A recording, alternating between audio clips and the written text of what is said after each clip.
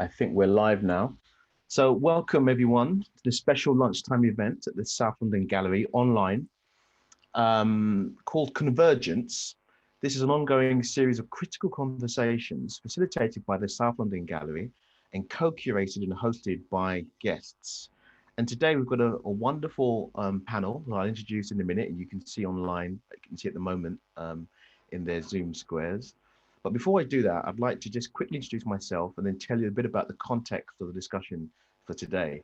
My name is Paul Goodwin. I am Professor of Contemporary Art and Urbanism at the University of the Arts London. I'm also a visual arts curator and an urban theorist. I've worked around questions of urbanism, particularly in relation to Black communities for a number of years in various contexts internationally. And today, we are going to be, this edition of Context is going to be looking around the question of the built environment, of questions of equality, of museums and galleries, and the role of participation. So for the past 30 years or so, I would say, museums and gallery projects have had a huge impact on the restructuring of the urban environment, especially in the context of large-scale urban regeneration projects, right? So think of the classic projects that in a way define the field. I'm thinking of the Guggenheim Museum, which is part of a regeneration project in Bilbao. And of course, in London, Tate Modern has really changed the field in terms of the impact, not only the impact of the building itself and the way that it's changed, but also the way that it's impacted on the local community in Southwark. And of course, now the South London Gallery in the last couple of years has also expanded to include a new gallery space. And of course, as for many years worked with local communities around the Soho Gardens estate. And one of our panelists will be talking a bit more about the South London Gallery project a bit later. But the question really that I think we're going to address is what impact have these projects had on local communities and on gentrification of the neighborhood, right? These projects change the neighborhood, but do they do it for the better, or do they do it for in ways that exclude the local community? So how can architecture and urban design co-create and co-design what we might call inclusive spaces? Or do we actually need to change the language of inclusion and diversity, which I personally have a problem about? I would love to hear what my panelists think. And do we need to really, instead of talking about inclusion, do communities need to be included in something which is already existing? Or are these communities already included and already are helping to shape the urban environment? Do we maybe need to talk about decolonization of the whole debate around museums and architecture and gentrification? Or talk about the radical transformations that communities are involved in?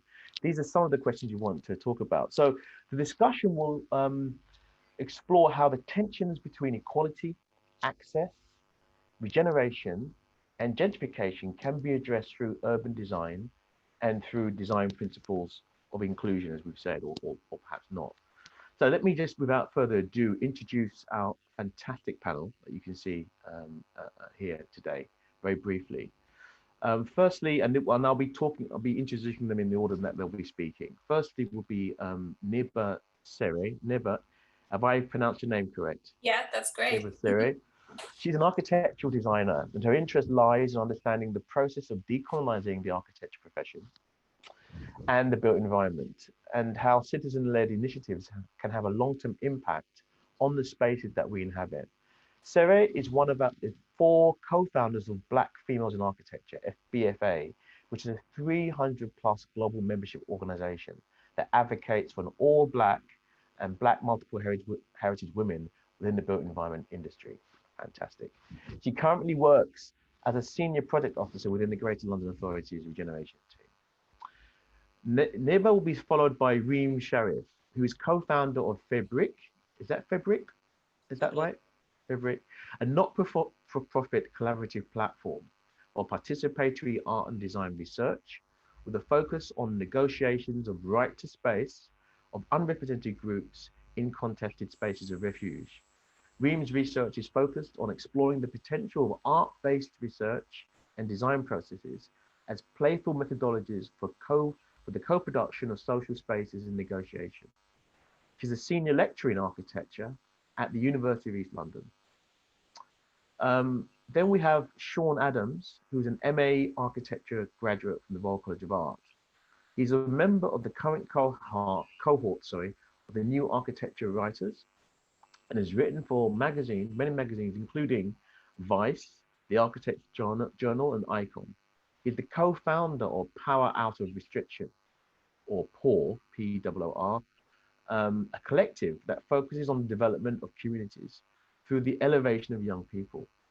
An alumnus of the Stephen Lawrence Charitable Trust, Shawn is an advocate for diversity and inclusion and has spoken on many news platforms such as The Sky and Guardian. And rounding up this fantastic panel is Stephanie Macdonald, who co-founded 6A Architects with Tom Emerson in 2001. The Sterling Prize nominated practice is best known for its award-winning contemporary art galleries, educational buildings, artist studios, and residential projects, often in sensitive historic environments. 6A Architects' public works emerged with the completion of 2 critically acclaimed public art galleries, the fantastic Raven Row in 2009, and the first of 3 projects for the South London Gallery. Its significant expansion in 2010, followed by a collaboration with the great artist, Gabriele Orozco, on the Orozco Garden 2016 and the South London Gallery Fire Station 2018, which I think we'll be hearing a bit more about soon. So, just a quick piece of housekeeping. The discussion will now, I'm going to ask each member of the panel to briefly respond to a provocation, which I'll talk about in a second. And then we'll have a brief discussion among us. And then hopefully before the hour is up, we'll have time for the audience to participate in the Q&A, which you can do through the chat function on the Zoom setup.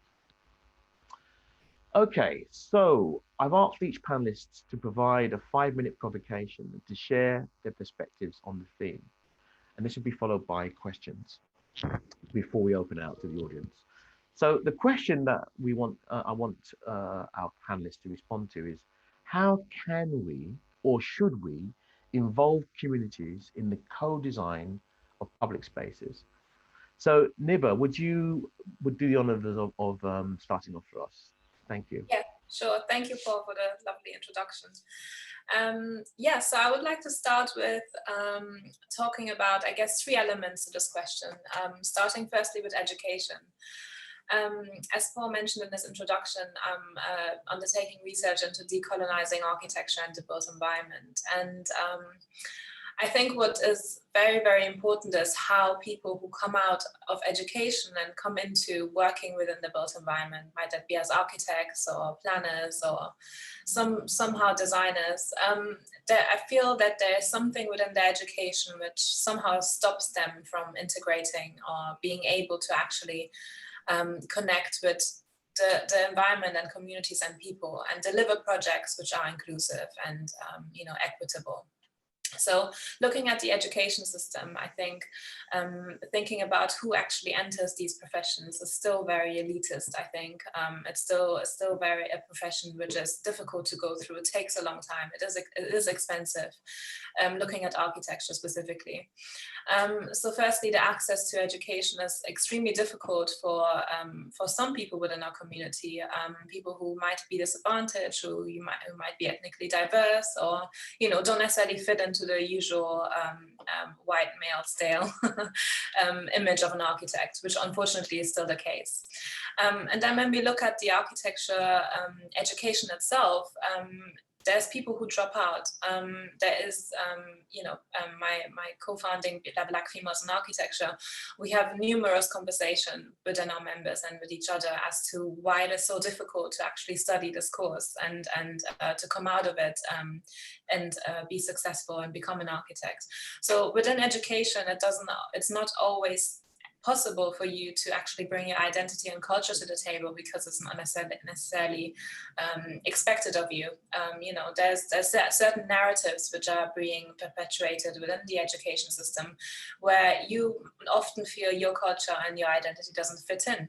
So what happens is that the production of architecture within architecture schools often becomes a uniform thing, which doesn't translate to the real world, and doesn't translate to, if you look at a city like London, which is, you know, so diverse, even though I don't like that word either, you know, culturally. I think the professionals that we produce aren't able to respond to that, unfortunately. And there often is also a lack of social value, a lack of understanding what kind of you need to have in terms of being an architectural professional. You need to have social value, and you need to have those things in mind. Anything that you do in terms of design will be, at the end of the day, political. You will make a political statement. So it is important to think about these things and talk about these things during your education. So I think, yes, one of the main things that I think needs to change firstly is how architecture professionals are produced within these environments, and for that the curriculum needs to be decolonized, and we need to be able to have a very different and much more radical way of teaching architecture. I think that's firstly. And then the second element that I would like to look at is what happens in the professional environment. So the people who are producing architecture are often not from the culturally diverse environments and they won't always not be able to actually respond to environments, and that often means that ideas around social equity aren't introduced into the design process. Often that is not actually the main point of the agenda, and I think good design is absolutely interlinked with being able to respond to a social context and to respond to a locality. And if you take that element out, I don't know if that's still good design, even if it looks good. So I think being able to professionally also have your social values in check and being able to make that a big part of the design process is absolutely key. And obviously we've recently had conversations around the global Black Lives Matter movement and looking at public spaces and equity and what happens in moments such as protests. And then we realized what unequal environments can create for people. So I think, being really critical about the design process as well, and just making sure that the local context isn't forgotten and it plays the real part in terms of developing a project is absolutely key. I think I'll stop there. Yeah, thank you. Great, thank you so much, Neba. You put quite a few really important points about education and the professional environment on the table. Can I ask Reem to give us your view on this? Thank you. Thank you.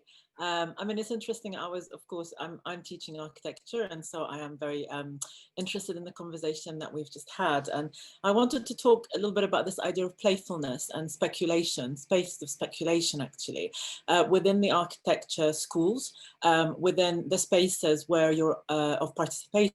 So if we think about it in a different way and we say, okay, we're going to be critical, we're going to create spaces that are fluid, and we are going to start to think about the process of consultation as not one of questions, but as one which is playful, that can take a long time, where there's a lovely quote here from a project in Athens called Rock, and it's working on several scales. I think scale is another one in this idea of speculation. So there is the government, there is civic society, there is the private sector, there's the community, and they're all engaged in this process at different scales and different conversation. I think that's really important. And the quote I thought, which is quite nice, which is, you cannot expect to do everything right straight away. The best spaces evolve by experimenting with very short-term improvements, but that can be tested and refined over many years and to reflect the creative energy of the community that makes use of them. I thought that was really important, because the idea that architecture and the building as this kind of answer doesn't work, actually. And it doesn't work because the complexity of the building as a form is actually much more. It's political, it's social, it's incredibly fluid. And so I thought, well, this idea of public, let's talk about public. Where does public start? Is it the space between buildings? Is it the space within the civic institution? Do we consider the gallery, any cultural institution, as part of public space? And if it is, what is the role and responsibility of public spaces to this community? This conversation is already quite complex in itself, but it means that we have to work across these different scales and not kind of see good and bad. Public is good, private is bad. Actually, Jane Randall talks about this quite nicely, about this kind of, there are spaces that need to be intimate. There are spaces that actually the public could then become commercial because you're trying to shop. You know, imagine you're an artist trying to do a project and you're being tested. How many people engaged with your artwork? You know, so I think it's a very, if we are critical, those words are quite complex words.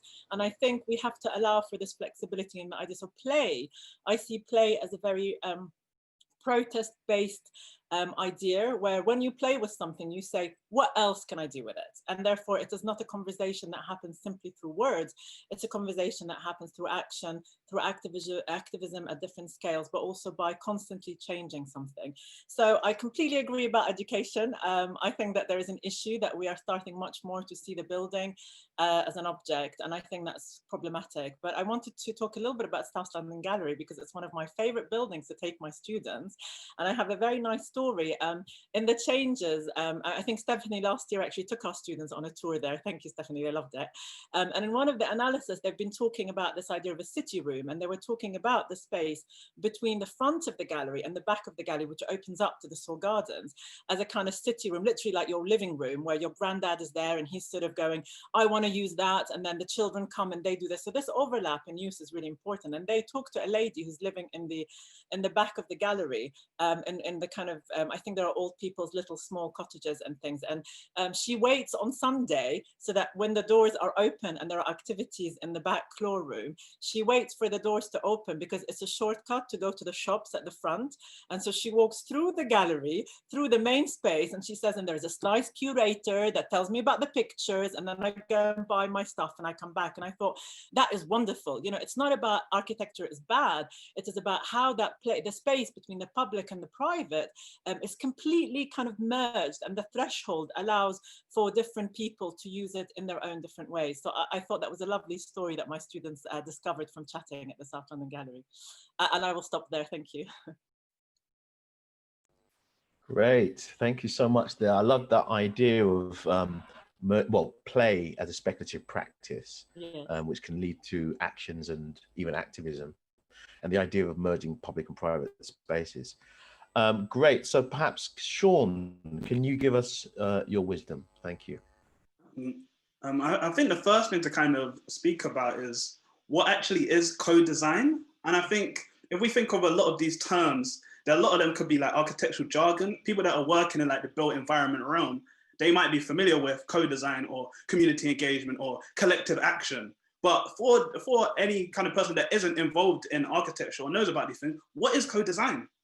And I think that's a really pertinent question, because I think we haven't answered what co-design is. Because I think for most people, it's, all right, so we started a new project, we're gonna go ask these residents a couple of questions a few times, and then we're gonna run with the project. And then there's like, so what happens to those residents? What stakes do they have in the project? And I think for a lot of the time, what tends to happen is these initial stages, a specific group in the community are kind of spoken to, and then they no longer have a stake. So in 5 or 10 years, because we all know architecture takes such a long time, things completely are changing around their environments. Communities are being fragmented, destroyed, people being displaced. However, these people now have no real voice.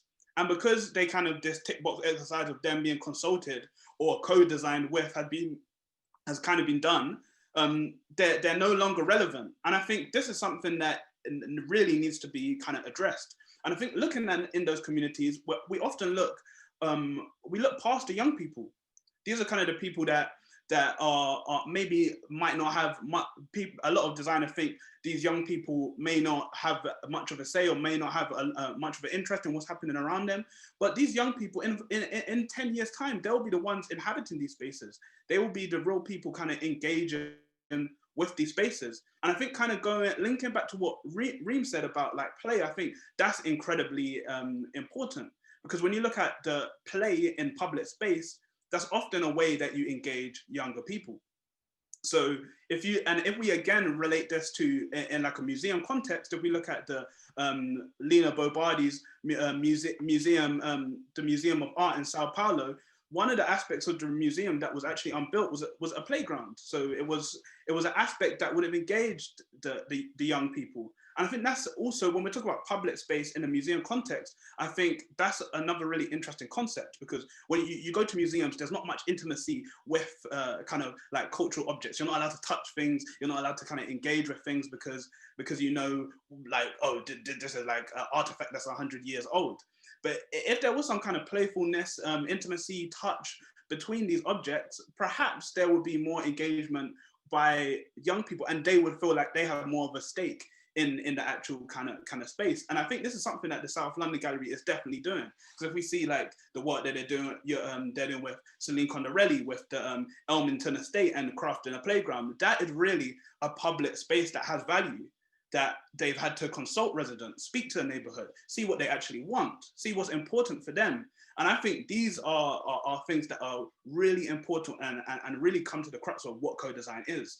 I think we're still in testing grounds of working out what we can kind of define it as, but I think it's something that's a transactional process that lasts for a long period of time. You can't just get a certain demographic to give you opinions for a few weeks or a few months. They need to be involved throughout the whole life cycle of a project.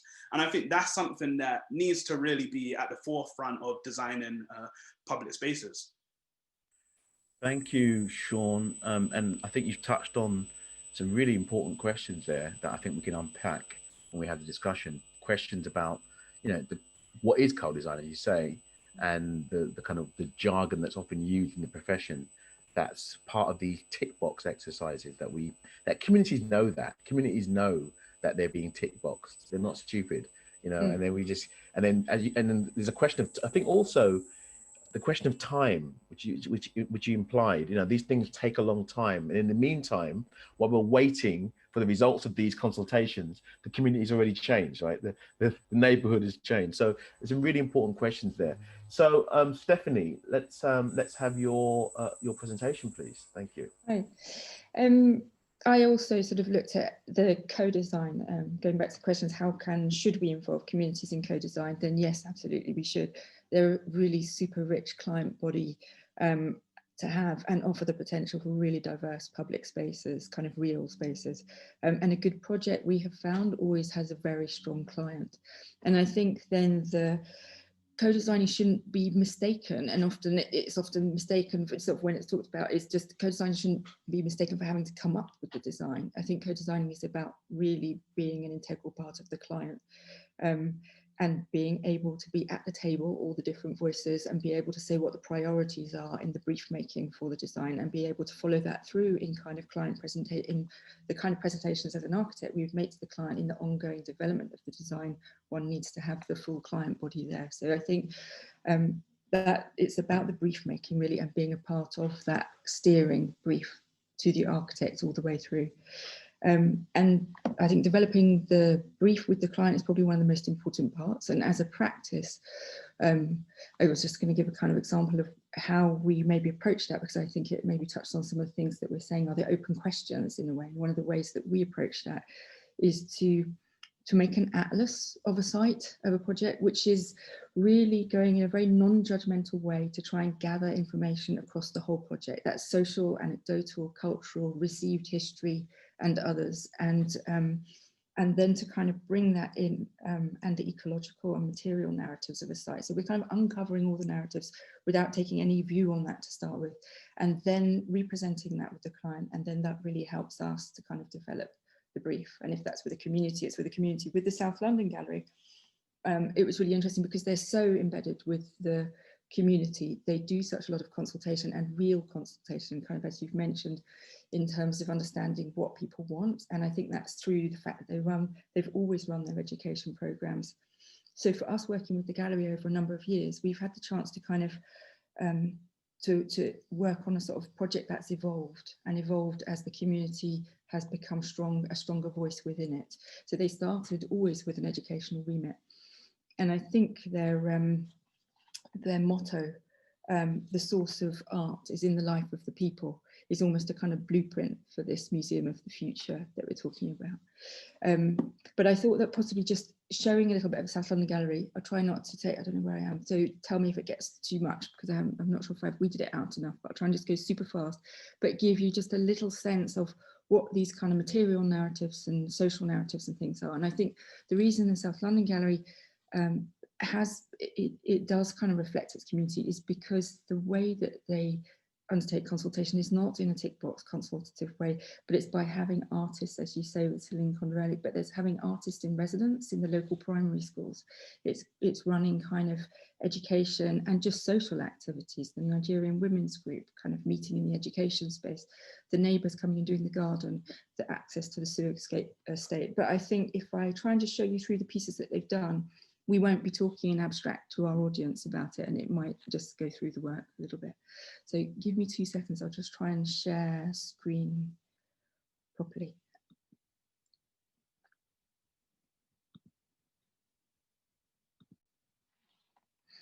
So this is, hang on, I've got just a couple of notes, let me have those to hand. Okay, so South London Gallery is essentially started life as an original gallery as in the working men's civic. Hang on, let me start again. The South London Gallery is centred around 2 old Victorian civic buildings, and it started with one.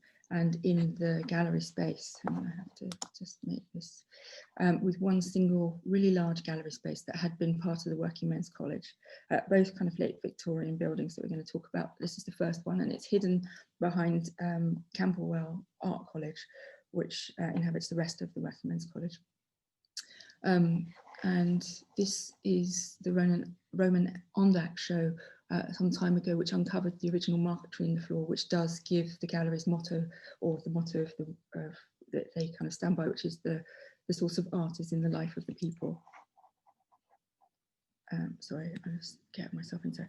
So you can see from this little axonometric, the gallery here is the main gallery, and originally they just had one space. And I think in the work over the years that we've been working with them, they have made a number of invitations into the neighbourhood that have both been informed by the neighbourhood and make it kind of easy to come into the art spaces. So with one gallery, they were running an incredible art education programme in a tiny room here to start with.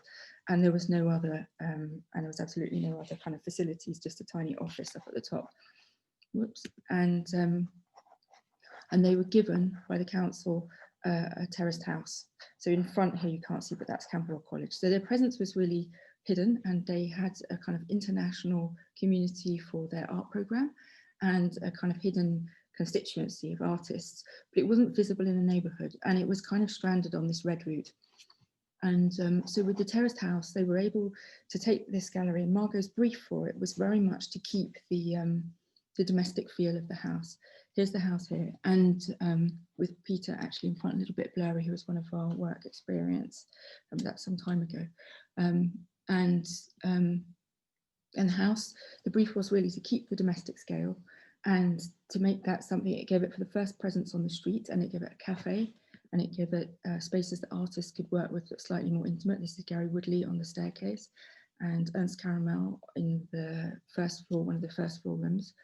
And we kept things like architraves and skirting boards and panelled doors and things that rooted people in familiar territory, basically. And they also are a good grounding for artists. And here is the kind of event space at the back, which looks onto a new garden. The kind of informality and irregularity of London backs is something fantastic, and the kind of messiness of gardens, and that's something we're really drawn to. Jacques Tati, Mon Oncle, kind of using that idea as well. And so the backs were kept quite, you see from the house into the back garden, and that became a room that artists began to work with. So the external spaces are always kept as important as the internal spaces. And at the end of that room was was a part of this project as well. Sorry, is the education space there. And that, you can just see these walls here with the old archive building that had been left kind of standing, but it was demolished after bomb damage. So we used 2 walls and built the education space into that, which has a kind of roof like the main gallery. and is used for everything from exhibitions to kind of children's activities to all the clubs, the local events and hires. And that opens out onto the rear courtyard. And the doors just open out. It can close right up. You can see here a door which comes over this space here, and these can open up. So if there's a kind of vulnerable community meeting or something, then the whole building closes up and becomes much more intimate for that use. And this door here was the beginnings of, well, not quite the beginnings, but the beginnings of the next phase, which was this garden here. And an artist had made an installation, which I'm going to have to go to Margot for their name, but Margot Heller is the director of the gallery. And one artist had taken what was a kind of, just old scrappy courtyard. It was great for openings, but it didn't have anything in it. And in the back fence, they had put a gate, and that just opened this first access to the sewer estate, which sits behind the gallery here. And so Margot turned that into their next brief. And with Gabriel Orozco, the Mexican artist, whose work takes these kind of very intricate geometries and through order creates kind of discovers difference and kind of disorder, and also looks very much at what is there, as what's in the natural environment. So the circles in his geometries and circles here that he's found in the rain, which was a good start for a kind of new garden in the rear of which we did with, which we supported Gabrielle to do as the kind of next invitation from the gallery really to the neighbourhood. And the brief was to reorientate the whole of the gallery to the sewer estate, to make that an entrance and not a back of a gallery that they had to come round to the front. And so that's this piece here, opens into those smaller houses that Reem was talking about, and then to the blocks behind you can see in some of the photographs. And then the rooms at the back of the gallery here, we opened up the walls and then we used that brick into the garden. And this, Gabrielle took that door that closes up the gallery and made that the diameter of the new geometries that he overlaid. So it was like an enormous textile that you could see from some of the tallest blocks in the sewer estate. And that was designed to become almost a kind of fictional ruin and disordered like the back gardens that you generally see, and a little bit kind of more messy, and allow nature to sort of take over again. This was one of kind of Gabrielle's drawings, making kind of little rooms out of them. The other thing that he did was he picked up very much on the material language of all the way through the interventions that we have made with the house, with the education space. We were looking at the kind of South London vernacular of timber framing, of partitions, of brick, of very kind of ordinary materials that are what we build our houses with and we can build our public spaces with. And Gabrielle here used the brick. Steph. Sorry, am I over time? Sorry, yeah, would you mind sort of rounding up a little bit? This is really fascinating, really important. Sorry, I'm going way too into like to kind of, open up the conversation a little bit. Great, thank you. All right then. So the garden was their second invitation using York stone and brick, and it became a space that has become really overgrown, is there for the community, for children, for all the activities that happen, and as Reem has pointed out, becomes a route into the gallery. And the final piece was just a piece that they were gifted, which was the fire station, where the firemen used to live above the old engine rooms. And this was more of a collective domesticity, so that's what we kept with the scale. And again, I think it was the South London Gallery returning a piece of civic infrastructure, keeping it as a fire station on the outside, bringing the gallery to street level for the first time, and then just working again with the kind of vernacular detail found on site to make it a place that's familiar and a territory that people can come into easily for art, but also for their own events. And at the centre of the galleries is a kitchen and also an archive space where the community actually brings its own content to the space and is able to take on those spaces. And that's the fire station. So thank you for that. Sorry to go on a little bit long on the detail. No, that's fine. Thank you so much. Definitely, it really was useful to give a context to an actual place and to the actual gallery itself. And there's a note from Margot, the director, who said that the artist who put a gate in what was then the back fence was Tew Greenfort. Just you mentioned that, Stephanie. Yeah. So I'd like to kind of open up a little bit to the rest of the panel to have a discussion. I've got a few questions, but before I do that, just really quickly, if you don't permit me, I think Stephanie made some really important points about the South London Gallery, and there's two things I wanted to mention. One, which I think is positive and complementary to the gallery, the other less so. Okay, I'm afraid to say that. Firstly, the motto, which I never knew, I think is super, super important to our conversation, which is the source of art is in the life of the people. Now, imagine that applied to architecture. The source of architecture or the source of urban design is in the life of the people. And I think if people could take that on board, designers could take that on board in design education, architecture education, then I think we're going to get closer to what we want to do. So I think that's a really fascinating insight into the overriding principles of the gallery. And of course, the way that the gallery's worked with local communities reflects that. The kind of second point I want to make very briefly, which is less complimentary, is that that has not really been true in terms of what's been on the walls, in terms of the diversity of artists, right? Now, as someone who worked with Black artists in particular, I was also a trustee of the Peckham platform. I know the area, I lived in the area for 15 years. I lived in Streatham, I know the area very well. For many, many years, South London Gallery was a bastion of white modernism in an area which was predominantly Black and ethnic minority. And very, very rarely, apart from few exceptions, such as the Macdonald Rodney show, Howard Offe, etc., where there were Black artists who got solo exhibitions in the gallery. That's changed, and that is changing. I think it's really good. But I wanted to point that out, that some of the challenges that I think all the sector is facing. So really, just to open up the conversation to everyone, perhaps let me start with Neba, just really quickly. I mean, you introduced the word decolonizing architecture, which I think is a really interesting way to put it, because I think decolonizing does speak to the moment we're in. And I wonder whether, Neba, you think that, how does the word inclusion, you know, you talked about inclusion, etc., of people in the profession. How does that sit with an idea such as decolonization, in your perspective? That's a very interesting question. I think inclusion is a difficult word because that means that you've been excluded. And I don't know if that's the right place to start, actually, because as you said in the beginning, people have always been here. They've always made culture, they've always made architecture. And I think it's a similar thing with the decolonizing idea within the architecture curriculum, is that you're not necessarily introducing something new, but you're introducing something that's always been there but hasn't been looked at and has been somehow put to the side. So I think decolonizing for me is really about uncovering histories, narratives, and cultures and identities that haven't been part of the conversation, but which have been so integral in actually shaping what art and architecture is today.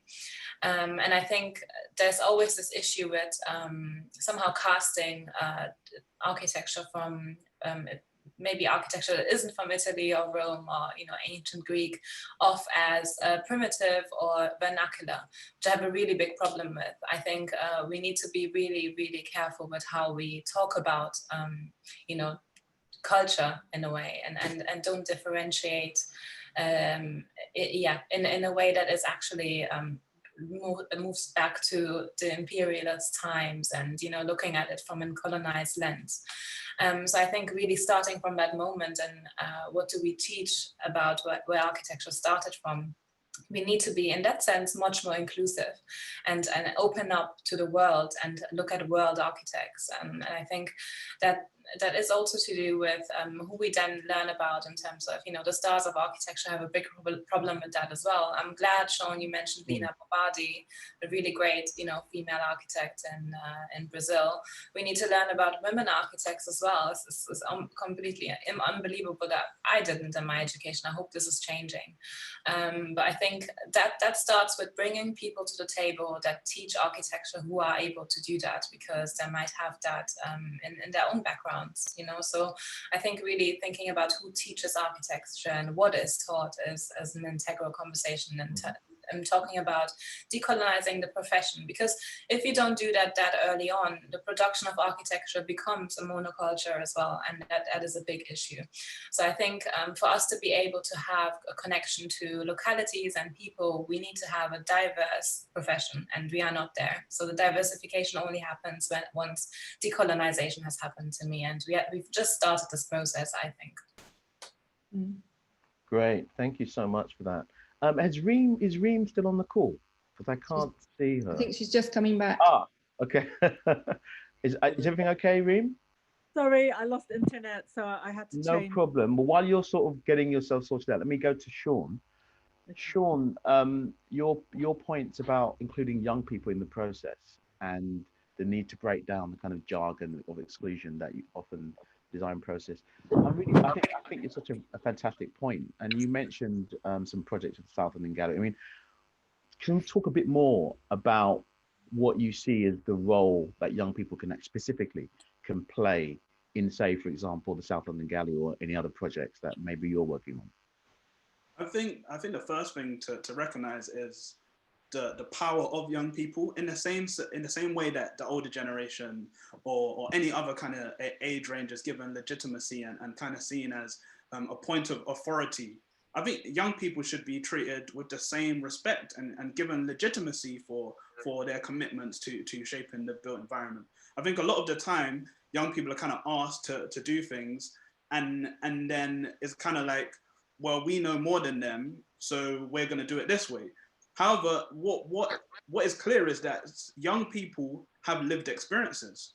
And if we kind of link this back to some of the points Neba was saying, if you're a young person from South London, from a working class demographic, your lived experiences are going to be completely different from someone else's 50 years of textbook knowledge. That textbook knowledge that has nothing on a lived experience, a direct experience that a young person has had. And I think these are a lot of the things that aren't kind of addressed. A lot of the time, people assume that if with age comes kind of knowledge and intelligence, and of course, but there's just some things that within your life you won't experience, whether that's because of your race, your gender, your sexual orientation. And I think realizing that is the first step in realizing that a young person has something to say that is of value and that can really shape the future. Can you think of any specific examples of how young people have been included in design processes, Shawn? Or is that more an aspiration you're talking about? Or is that something that has actually happened? I mean, originally it was an aspiration, but one of the projects that Paul is working with in collaboration with the Royal Institute of British Architects here East and beyond the Bots Consultants is called the People's Pavilion.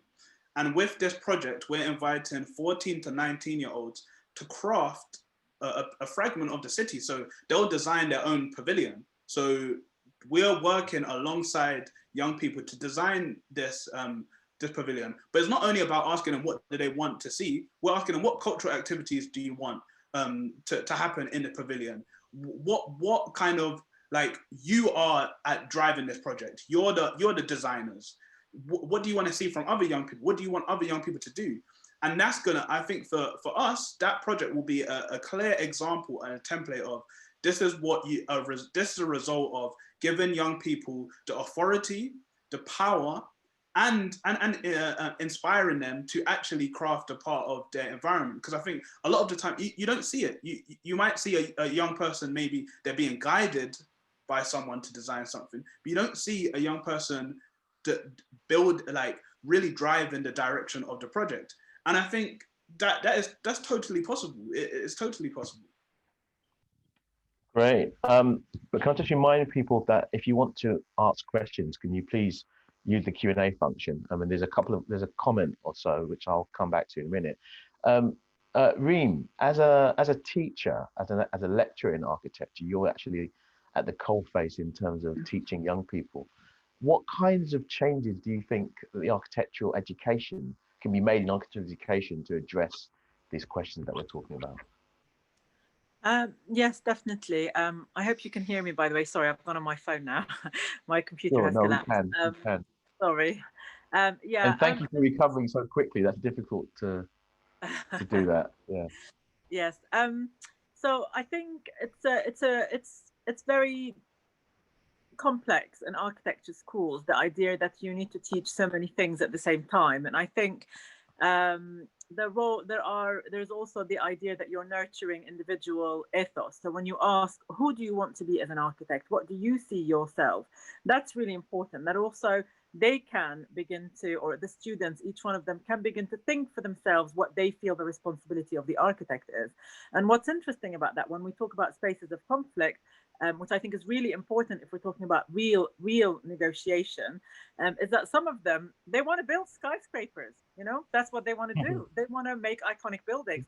Yeah. I might disagree with that, but I can't not nurture that. So I think this is the space where you have to think about what are the layers that architecture can offer. But then again, there are lots of people that are also thinking multi-levels, that you can still do that and still be social and be inclusive. But I think we are all working, I would say, the majority of people within the architecture education is trying to change the idea of the object of their building as an object, or as a kind of very static thing. So again, what I like about what you're saying, Shawn, it's not just about curating the building, it's about curating the program of the building, how it's being used over time. So that way the building doesn't become the enemy, actually. It is about how you activate the building, and also you can curate. So that's, again, the museum is moving away from showing art. There is a lot of new projects that are thinking about the museum also as a space for curating action and for curating making, or for, so, you know, making the kind of analogy is that the architecture school has to be a space of debate. So you can't freeze it. You can't say, we all have to think the same, because that's the end of everything. So in that, as long as the discussion is there and there's a multiplicity of voices within any kind of curation of any program, whether it be within an architecture school or within a gallery or within a space that's made by young people for them, as long as there is a conversation with the others, then I think that conflict, as long as it's going, that's really healthy. I think the problems really arise in some architecture schools when there is a need to agree all the time. I think that's very problematic, because that creates a dogma, and then you don't allow that space for everybody to think for themselves. So as long as we're speculating, I feel there's a bit more hope, right? That we are creating think tanks, as opposed to for Mialik, you can go straight with your AutoCAD and work in the office. So I mean, that's really important, the critical thinking. Yeah. Reem, I would love to attend one of your lectures on play. It sounds exactly what we need. Stephanie, Stephanie, can I ask you, in terms of you know, from your point of view, practitioner, you mentioned a really interesting idea about an atlas, a site atlas. Is that something that you've actually, you know, where you gather information about ecology, about community, you know, the broader contextual? That's something that you've worked with, and how does that help? Does that help to you in terms of dealing with these questions of inclusion? And yeah, I think it does. For us, by doing that in a kind of non-judgmental way at the beginning, we can then kind of look at all this stuff. And I think this, remember, began, there's maybe 2 points to this, but one is we started doing that as a way of kind of trying to make work that is rooted in its place and in the kind of the local community, and that people feel grounded with and feel rooted with, that feels familiar. And then you can bring in other ideas. So it's almost like you have some set things, and then it's a language that people recognize, and then you bring in other ideas, and you can make a new constellation or a new form with that doesn't feel like it's a completely alien thing dropped into a place. So those things exist in everything. It is literally kind of ecology, what animals are here, and where are the weeds growing, and what, you know, why is this left, and why is it messy, and what is, you know, what is all of this, what's this neighborhood actually like, and who's in it, and who's using this space. And there was the site that we did, a house that had a Caribbean family had moved in there in the 50s, and they changed all the sash windows to louvers, which I just thought was amazing. That's such a kind of specific thing to do, a lovely adaptation. They also had an orchard and chickens, and he was nicknamed Chicken Joe, but he used to give eggs to the kids around. That was anecdotal. That was from a lady who lived there, who was much older. So this all came into our atlas, drew the chickens. You know, it had and the weeds and everything that had happened, and then a really failed developments and stuff that had given opportunity for something else to happen on that site. But I think it's also interesting, Neba's point about and yours, Paul, about the inclusivity being kind of the wrong word, and that the culture exists. The culture is there, and you just have to see it, and you have to find a way of finding it. And so the atlas is kind of about that. And I think as an architect, I think it's okay to come in as an outsider, because you can see things differently, but you have to you have to see unjudgmentally. And I think maybe some of the things Neba's talking about is maybe this idea of kind of an intangible kind of heritage, or the things that are there existing that can come into museums, just maybe throwing it away from South London, but into museums of the future, that culture is there. that's super interesting. And can that kind of culture come into the space? Is that what's forming that museum? And maybe there's so many things wrapped into this, kind of about the pandemic, about travel, about globalization, about returning objects to countries that they should be in, all sorts of things. And we have these very, very strong diverse cultures within our own country at the moment. We're not reflecting those in our public spaces or in our buildings entirely, and I think, or in the content. And I just think it throws like really amazing possibilities. So maybe that's just sort of where the kind of atlas starts, is to try and identify what it is, what narratives, what materials you have to work with in a single place. That sounds like a really concrete example of a tool that could be useful in mapping diversity and difference within the design process. We've got about 10 minutes left, and I'm going to ask you to each go around for you to maybe just say what you think, what change would you like to see? What is the let's be concrete here, the last minute. What kind of change would you want to see? Before I do that though, there were a few comments and questions. One I'll read out very quickly. If you have more, please put them in, although we might not have time to deal with them all. Firstly, from Hubert Green, he says, I think a big problem, part of the translation of education teacher to student, is the client. The standard client still identifies a particular view of what the architect is. As a result, they tend to be drawn to this over another who may not appear to be an architect. What follows next is the opportunities stay safe, in that opportunities are not given or shared, is as it's simpler to stay safe and identify the current type of architect. With regards to public engagement or even collaborative design, I honestly feel this should grow more towards community design. Taking public through community walks, crits and discussions about their spaces and areas, and having them involved as the designer, not only as the consumer. So in essence, a collaborative approach, which I think would be agreed to. And Margot, the director, has replied to my comments about the number of Black artists who had solo shows, and she's listed quite a few, which include Howard Offay, Steve McQueen, Rashid Johnson, Ellen Gallagher, Oscar Murillo, Herman Chong, Kipwani Kiwanga, Paul Maheki, Mark Armitage, Hege Yang, Liz Johnson Arthur, and Bo. Most of whom have happened in the past few years, I think. But anyway, point taken, Margot. I think just for the last few minutes then, can we just go around, maybe start with Neba. What's the change you want to see as designers, as teachers, as people who think about and work in the built environment in architecture? What needs to happen for us to have this balance between gallery spaces and the community?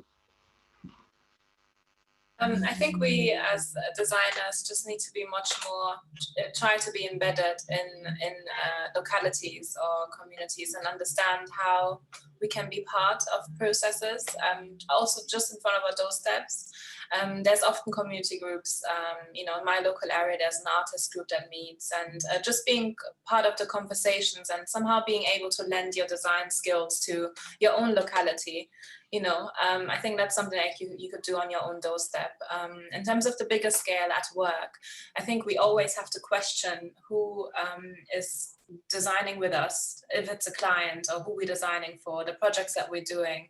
I think we all have agency to be able to, question things or pull things up. And for example, if you're the only person with a diverse background in your office and you really need to push and make sure that that's not the case, you need to, invite more people to the table. I think even with your client teams, if you see that your client has certain views, I think you just can't stop doing the work. Is what I'm trying to say. And no matter in what situation you are, even as a student, I wish I was more vocal when I was a student, but I think students are becoming much more better in, talking to each other and then making demands from your university. Because as a student, you pay for your course. So you should be able to have a say in terms of what you want to see, who you want to be, who you want to teach you, and what things you want to talk about. So yeah, just don't stop making demands and moving things in the direction that they should be. I think we should always be active in that sense. Great, thank you, Neba. Reem? Oh, it's quite hard.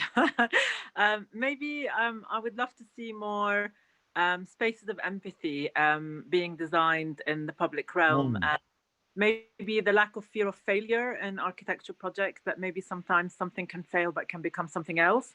So looking at kind of the evolution of a project that may not work is not something that's bad, but maybe that it's the beginning of something else, because the community and the users have transferred more appropriation possibly. So across both architecture schools and also across the practice, I think. Fantastic, thank you, Reem. Shawn?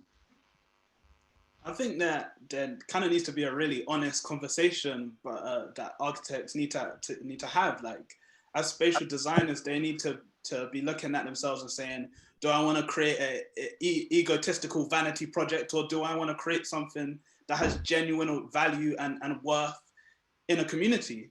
And I think that's going to be a hard question, because a lot of the time this means relinquishing some power. And I think this is something that will have to happen if we really want to make meaningful, impactful spaces. But I think another point is that the people that have more experience per se should also be looking at the kind of younger people that are hungry to shape their immediate environments, and giving those people opportunities. And if they can't give them opportunities where they're physically designing a space or building a space, giving them opportunities to learn, to kind of understand what is required for me to begin this process of crafting a piece of my kind of environment. And I think by empowering, upskilling, and giving the younger generation more opportunities, we're going to see a much more fruitful kind of architecture sector, art sector, and a much more thriving public realm. Great, thank you, Shawn. Stephanie? Yeah, it is difficult. I think I would like to see more public spaces designed specifically around their communities, because I think then we would have a much more diverse environment, and that would counter some of the difficulties with regeneration and things, and some of those kind of things that tend to homogenize things.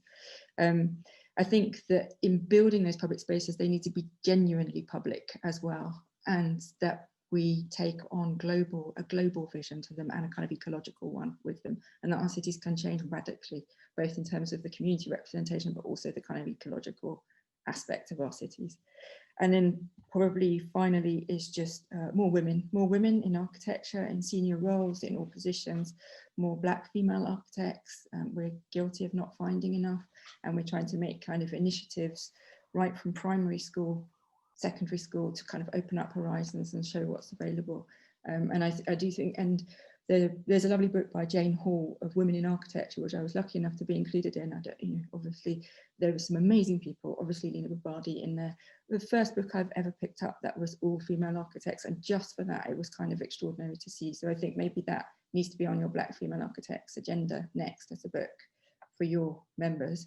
But it's a really powerful thing, kind of doing that, I think, and making a presence, having voices at the table, probably is the most important thing.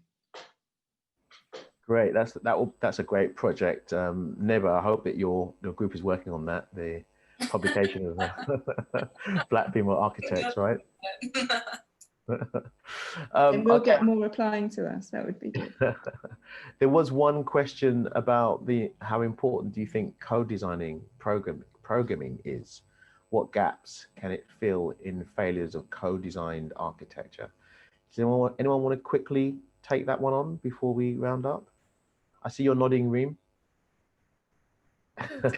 Yeah, I mean, that's kind of what I meant actually, is that if the building itself was not co-designed, there are other ways in which we can allow it to work. So it's not the end.